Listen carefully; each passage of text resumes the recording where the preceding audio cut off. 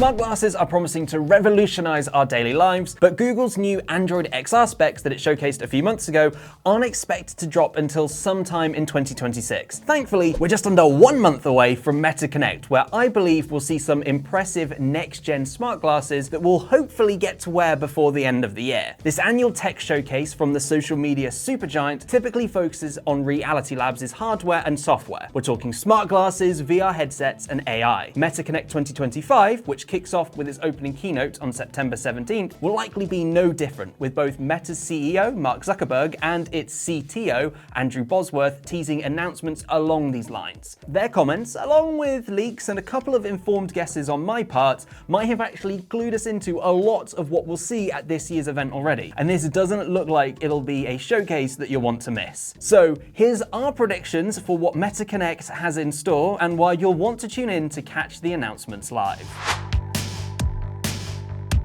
The focus of this year's show will probably be smart glasses, with Meta's first step into consumer tech resembling AR glasses. Zuckerberg and Bosworth have both teased major smart glasses reveals, and leaks point to one device codenamed Celeste. Whether it keeps this name or not, Celeste should resemble the Ray-Ban smart glasses we've come to love since their 2023 debut. We're talking a stylish design, useful AI features, and an inbuilt camera, but also one important new addition: a display. This likely won't be an immersive screen for proper AR like you'd get from the Meta Orion prototype or the latest Snap specs. Instead, Meta's Celeste is rumored to use a single screen for just one eye, which you can see in your vision's periphery. This means it will likely focus on supporting on-screen notifications, maps directions, and maybe giving you the ability to see previews of pictures you take with the glasses rather than full-on interactive AR objects. What's more, even these limited abilities, the glasses are expected to cost a lot. However, I'm reserving judgment until we see these glasses in action. Before the Ray-Bans launched, and for a while after they had released, I'll admit I wasn't their biggest fan. Now, especially with the impressive ongoing support Meta has offered its smart specs,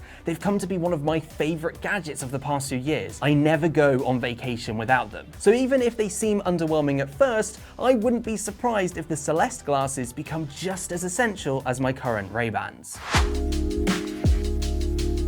If $1,000 is too much for you, however, I'm hoping we'll see 2 other next-gen glasses with upgraded specs, just minus that display that Celeste will boast. The first have technically already launched, the Oakley Meta House Done glasses. These specs are very similar on paper to the Ray-Bans we have already, but design aside, they do boast a few upgraded features, like an improved battery and a higher quality camera. It's still only 12 megapixels, but some of the other tech behind the snapper has been upgraded so it can shoot sharper video. That's why I'm also predicting we'll get new and improved Ray-Bans with these enhanced specs, but just not the display. Now, at the time of recording, no rumors have teased such a launch, which is uncommon for tech events, especially considering how much of Meta's other announcements have already been spoiled. But to me, upgraded Ray-Bans, which stick closer to the current model's price, just makes so much sense given the glasses' ongoing popularity and the incoming competition from Android XR. Now, if I was Meta, I want to make sure I have my best foot forward on all of my smart glasses, but that's just me. We'll have to wait and see if it does give us some new and improved Ray-Bans.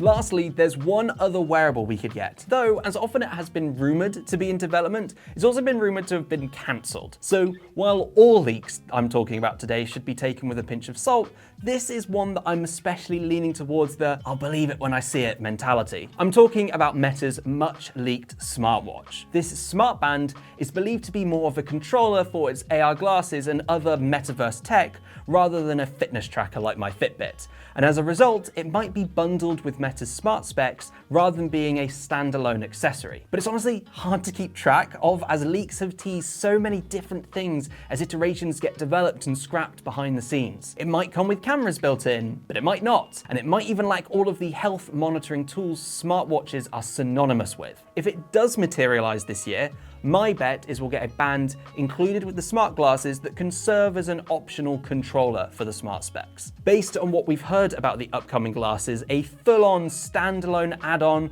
with all the bells and whistles of a smartwatch might be overkill for their needs, as it doesn't sound like Meta's first consumer AR glasses will require much in the way of interaction. Okay, that's a lot on the AI and AR glasses side of things, but what about Meta's VR headsets and software? Well, Bosworth did tease we'll see some metaverse software at the event. Unfortunately, there's been no official mention of new Meta VR hardware, with leaks and rumors pointing towards a 2026 release at the earliest, for a project tipped to be the Meta Quest Pro 2, with the Quest 4 believed to be landing sometime in 2027 if the rumors are true. Originally codenamed Puffin, but now also being referred to as Phoenix, which feels kind of appropriate for a headset that's hopefully set to rise from the ashes of the, let's face it, failed Meta Quest Pro. The Quest Pro 2, as we're calling it, would look less like the headsets we've seen before and more like a pair of goggles. To trim down the size and weight of the head-mounted display, Meta is said to be shifting the battery and compute power to a puck you can fit in your pocket, kind of like the Apple Vision's Pro external battery. The hope is this design will make it much easier to wear the headset for long periods of time, as it won't be as bulky, cutting out some of the comfort friction points recently published Meta research suggests